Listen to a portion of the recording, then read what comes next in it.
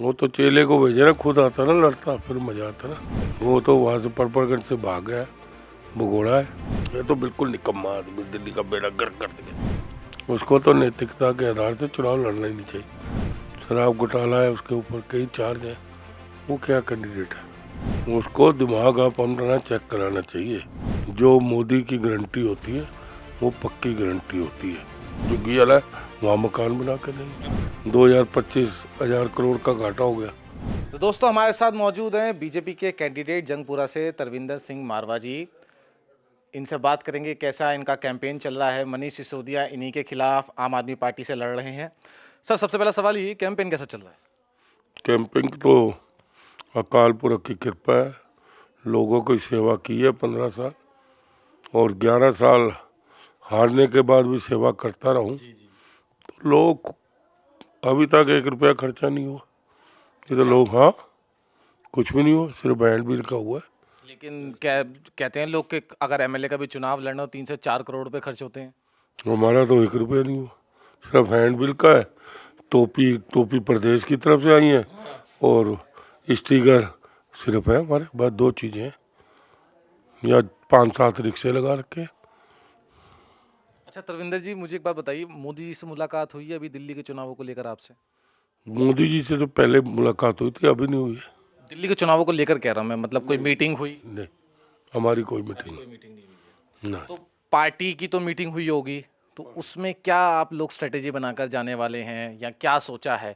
क्योंकि आपके खिलाफ मनीष सिसोदिया जैसे बड़े ही नेता ही कहेंगे, क्योंकि आम आदमी पार्टी के थे, कैबिनेट मिनिस्टर भी रह चुके हैं। तो कैसे अब स्ट्रेटेजी बनने वाली है बीजेपी की? ये क्या बनने वाली है? बीजेपी, भारतीय जनता पार्टी, मोदी जी की गारंटी जो स्कीम आई है, जो हमें मैनिफेस्टो में दी है, 2500 रुपये हर महिला को, बुजुर्ग आदमियों को 10 लाख तक बीमा फ्री इलाज। उसके बाद आपका जो गर्भवती महिला को 21,000 रुपये का अलॉटमेंट किया, और राशन कार्ड हम शुरू करेंगे, पीपीएल कार्ड बनाएंगे, और भी कई चीज़ें हैं जो मोदी जी ने कही हैं, पूरी करेंगे। और जहाँ झुग्गीवाला है वहाँ मकान बना के देंगे। अब इसी बात के लिए केजरीवाल जी ने कहा था कि बीजेपी के पास कोई विजन नहीं है। देखिए, मैंने जो पॉलिसीज कही उसी को लेकर कॉपी पेस्ट कर दिया है। दिल्ली बीजेपी का कोई विजन ही नहीं है, सब कुछ ये मेरा ही चला रहे हैं। और मैं अगर नहीं आया तो ये जो फ्री बिजली पानी भी मिल रहा है वो नहीं मिलेगा, चाहे बीजेपी आपको कह रही हो। उसको दिमाग आप अपना चेक कराना चाहिए।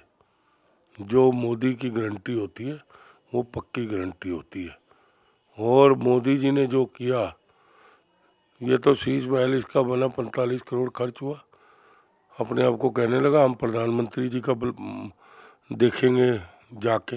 अरे, प्रधानमंत्री जी एक ऐसी चीज़ है, वहाँ पर बाइडेन आएगा, ट्रंप आएगा घर में, तो घर अच्छा होना चाहिए ना। नहीं तो हमारे देश की मजाक नहीं उठेगी जैसे पहले उठती थी। तो वो तो अच्छे से अच्छा बनना चाहिए, जैसे उनका है वाशिंगटन डीसी है, वैसे हमारा होना चाहिए, तब हमारा देश आगे बढ़ेगा ना। अच्छा, आपने उनका रामायण वाला स्टेटमेंट सुना जो अभी रामायण को लेकर उन्होंने बताई, अपनी जो एक रामायण बताई है? उसको कह रहा हूँ ना, क्योंकि उसका हिल गया इसको। वो इसलिए हिल गया है क्योंकि 8 तारीख को देखना, खुद भी आने वाला है। मैं तो केजरीवाल को चैलेंज करता था कि मेरे इधर आके लड़, फिर तेरे को बताएंगे क्या होता है। तो चलें, जैसे अब कर तो लिया उन्होंने, आपका मनीष सिसोदिया जी को भेज दिया यहाँ पे। वो तो चेले को भेजे ना, खुद आता ना लड़ता, फिर मजा आता ना। अभी तो कोई मजा ही नहीं आ रहा। ना ना, कुछ नहीं आ रहा। मजा आता है 1-to-1 हो। वो तो वहाँ से परपरगंज से भाग गया, भगोड़ा है। शराब घोटाला है, उसके ऊपर कई चार्ज है। वो क्या कैंडिडेट है? उसको तो नैतिकता के आधार से चुनाव लड़ना ही नहीं चाहिए। जब आप पर केस चल रहा है, 1.5 साल सजा हो रही है, 1.5 साल जमानत पे आए हो, तो कल अगर 5 साल 7 साल की सजा होगी तो लोग जेल में सहन कराने जाएंगे उसको। उन्होंने तो अभी तरविंदर जी डॉक्यूमेंट्री निकाली है द अनब्रेकेबल, उसके अंदर आप लोगों को विलन दिखा दी उन्होंने। उन्होंने कहा कि बीजेपी जब आम आदमी पार्टी को तोड़ नहीं पा रही थी, पूरी एक मूवी टाइप बनाई है उन्होंने। तो ये देखिए हमारे साथ ऐसा ऐसा हुआ, और एकदम इमोशनल होकर वो बता रहे हैं कि मेरा बच्चा मुझे मैसेज करता था, वो चिट्ठियाँ लिखता था कि मेरी देशभक्ति में कभी नहीं आएगी, जब वो जेल में थे। तो ये सारा मतलब बीजेपी का प्लान था आम आदमी पार्टी को तोड़ने का। हम तो बहुत सच्चे ईमानदार लोग हैं। ऐसे ही ईमानदार हो, सारे एक के साथ एक फ्री कर दी, 1,000 करोड़ खा गए। कह रहे हैं वो स्कीम तो हम इसलिए लाए थे ताकि जो दिल्ली का बजट है, जो पैसा है वो ज़्यादा हो सके। तो ज़्यादा हुआ, 2025 करोड़ का घाटा हो गया, इसलिए लाए थे। वो तो सीएजी ने दी है ना, तो फिर इसलिए लाए थे। सीएजी एक है ना, पता है ना। सीएजी की रिपोर्ट आई है। तो फिर क्या है उसमें, 2025 करोड़ आया कि नहीं, घाटा हुआ गवर्नमेंट, ऐसे ही झूठ बोली जाते हैं। तो तरविंदर जी मुझे एक बात बताइए, काफ़ी नुकसान हो गया है दिल्ली गवर्नमेंट का, आप खुद कह रहे हैं। उन्होंने 2100 कहा, आप लोगों ने 2500 कह दिया, पैसे कहाँ से आएंगे? पैसा सेंटर हमारे साथ है, मोदी जी साथ है, लाखों करोड़ों रुपया दे सकते हैं मोदी जी, जब मर्जी चाहे मोदी जी की गारंटी है। तो फिर आम आदमी पार्टी सही कहती थी ना कि सेंटर हमें काम नहीं करने दे रही। सेंटर में उसको काम करने मना किसने किया? मना वो कभी एलजी की बात करता है, कभी उसकी, काम होते नहीं उससे। आज दिल्ली जल बोर्ड का बेड़ा गर्क हुआ पड़ा, यहाँ लाइन टूटी हुई है, 15 दिन हो गया आज, बड़ी लाइन है, कह रहे पैसे नहीं, कहाँ से करें, जेसीबी आनी है। इतना बुरा हाल है। 15 चले जाओ 45 जंगपुरा रोड 40 नंबर जाना आप, तो ये छोड़ो इसको, ये तो गया अब।